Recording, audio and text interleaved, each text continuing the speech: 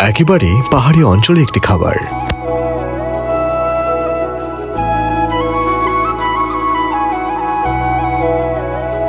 এটা পাহাড়ি অঞ্চলের একটি ঐতিহ্যবাহী খাবার, যেখানে বাঁশের মধ্যে মাংস রান্না করা হয়।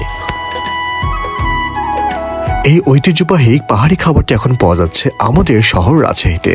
আপনি কি জানেন আমি এখন আছি রাজশাহীর ক্যালিস্টোতে, আর এখানে পাওয়া যাচ্ছে পাহাড়ি অঞ্চলের এক বিশেষ খাবার।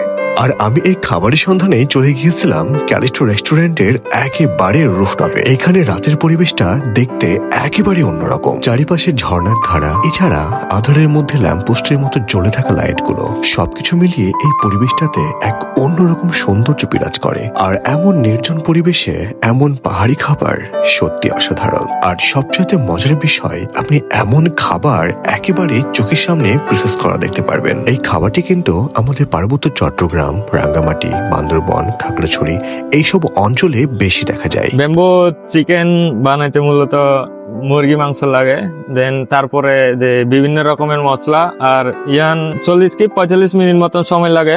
গরম গরম মূলত ইয়ান ভাত লই খাই, তারপরে মানে পার্সোনাল ভাবে বিভিন্ন রকম লই খাওয়া যায়। খাবারটি রান্না হতে 40-45 মিনিট সময় লাগে। এর মধ্যে আমরা খাবারটি পেয়ে যাই। খাবারটির সবচেয়ে মজার দৃশ্য ছিল যখন খাবারটি বাঁশের মধ্যে থেকে বের করা হচ্ছিল। একেবারে গরম ধোয়া ওঠা খাবার দেখেই জিভে জল চলে আসে। তবে এটার দামটাও কিন্তু খুব একটা বেশি না, মাত্র 250 টাকা। আপনি এখানে পাবেন 2 পিস লুচি এবং এই মাংসটা। এর দাম পড়ছে 250 টাকা। এটা একজনের প্যাকেজ হলেও এই মাংসটা অনায়াসে 2 জন খেতে পারবেন, এতে কোনো সন্দেহ নাই। তবে আপনি চাইলে এক্সট্রা ভাবেও আরো লুচি নিতে পারবেন, সেক্ষেত্রে দাম পড়বে এক্সট্রা 25 টাকা। আর যদি খাবারের স্বাদের কথা বলি, তাহলে সেটা ছিল এক কথায় অস্থির।